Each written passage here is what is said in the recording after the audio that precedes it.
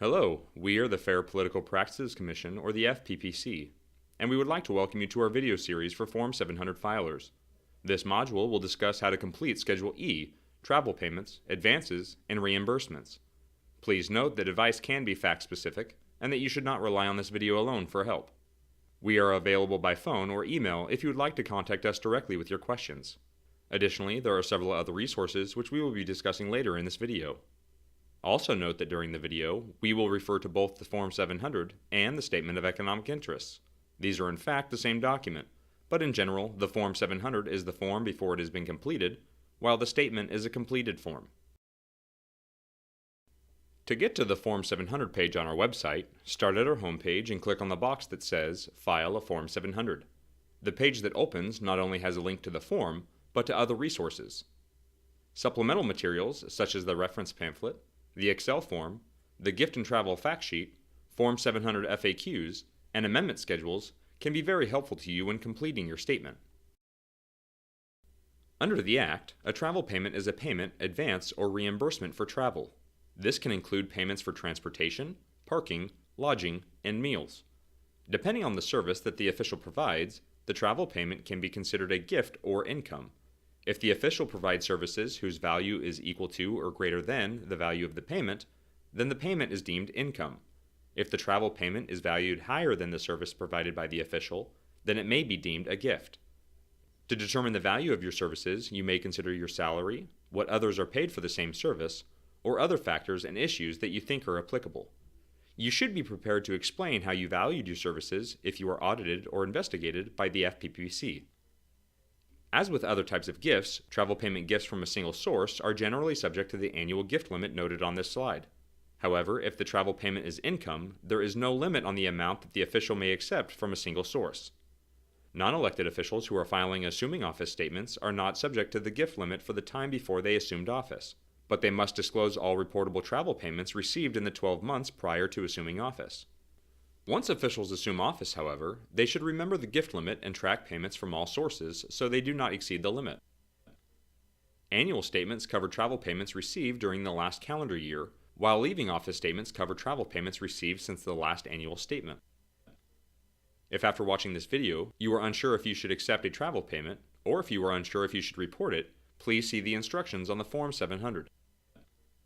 Many filers also find our gift and travel fact sheet very helpful. You may also contact the FPPC. Due to the complicated nature of travel-related questions, it is recommended that you send them in writing to advice@fppc.ca.gov before you begin your travel. Please note that for travel questions, it may take 2 to 3 business days to receive a response from our advice team. Schedule E is where you will report travel payments, advances, and reimbursements you receive during the reporting period. This slide shows a variety of travel payments that any filer might receive. For a travel payment to be reportable, it must come from a source that is reportable per your agency's Conflict of Interest Code, which may narrow what you must disclose. This also applies to 87200 filers. For training purposes, this video assumes that your travel payment is reportable per your agency's Conflict of Interest Code. For more information on how Conflict of Interest codes may limit your disclosure requirements, please see our Need to Know video. As previously noted, a travel payment is either income or a gift. The threshold for reporting income travel payments is $500. Gift travel payments must be reported at $50. Please note that all travel payments from a single source must be aggregated for the reporting period. A travel payment that is income may not be reportable if the source is not located in or doing business in your agency's jurisdiction. Gift travel payments are reportable even if they come from sources outside of your agency's jurisdiction. This slide shows various types of reportable interest that you may have to disclose. Expenses incurred while traveling are generally reportable if they are paid by a reportable source. This includes transportation expenses as well as other, smaller expenses such as parking. There are many types of travel payments that are not reportable. Payments from government agencies are not reportable, nor are payments from 501c3 organizations so long as your services are of equal or greater value than the payment. In some cases, a public official may be assigned travel by their agency, and the agency accepts a travel payment from an outside, reportable source that covers the expense of the trip. If the agency uses FPPC Form 801 to report the payment, then the official does not have to report it.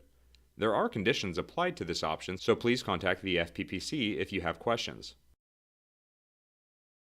When completing Schedule E, you must disclose the name of the source of the payment as well as the business address of the source. You may not use acronyms unless it is a well-known name, such as AT&T. Check the box to indicate if the source is a 501c3 tax-exempt organization. If you are not sure, contact the organization. You must disclose the business activity of the source if it is not a 501c3. This slide shows a gift travel payment. Remember, if the value of the payment is greater than the value of your services, then it is a gift. The threshold for gift reporting is $50. In most situations, the total value of all gifts from a single source should not exceed the annual gift limit. When reporting a gift travel payment, you must indicate the dates of travel and the total amount of the payment. You must also check the appropriate circle to indicate the purpose of the travel. If it is not for a speech, check the other circle and provide a brief description of the gift. Finally, you must disclose the travel destination.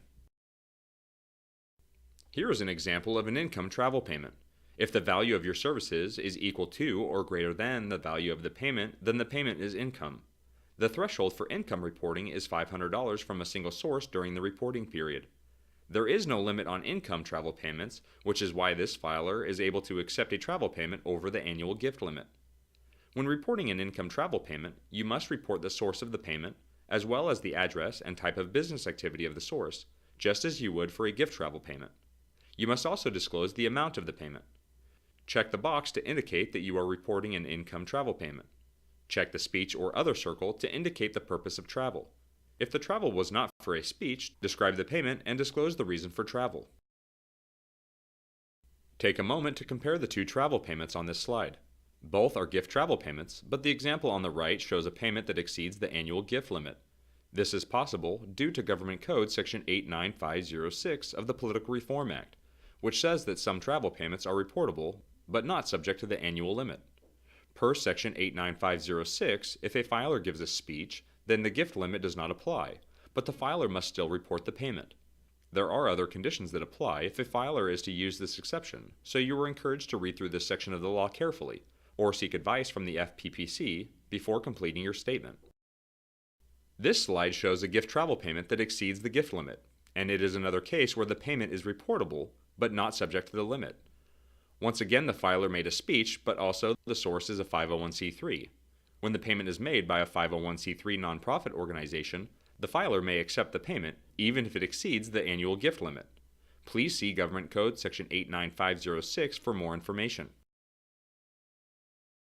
This slide shows how to report a payment for a filer's travel to a board meeting. The filer provided a service to the source by participating in the board meeting, so the payment is deemed income, which is not limited by the Political Reform Act.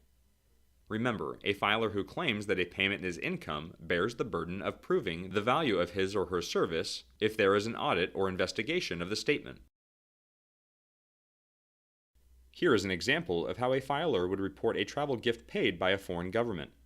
Government Code Section 85906 allows the filer to accept this payment on the condition that the trip is for a legislative or governmental purpose, or that it is an issue of state, national, or international policy. In this case, our Planning Commissioner filer went to discuss climate change and transportation issues with planners in Beijing. If after submitting your completed statement you discover that you've made an error or left off a reportable interest, you should amend your statement as soon as possible.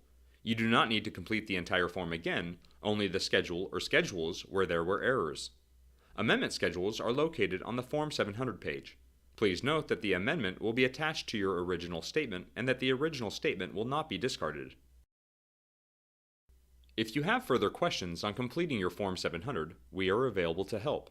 For questions on what to disclose or how to disclose it, please call us during advice hours or send us an email.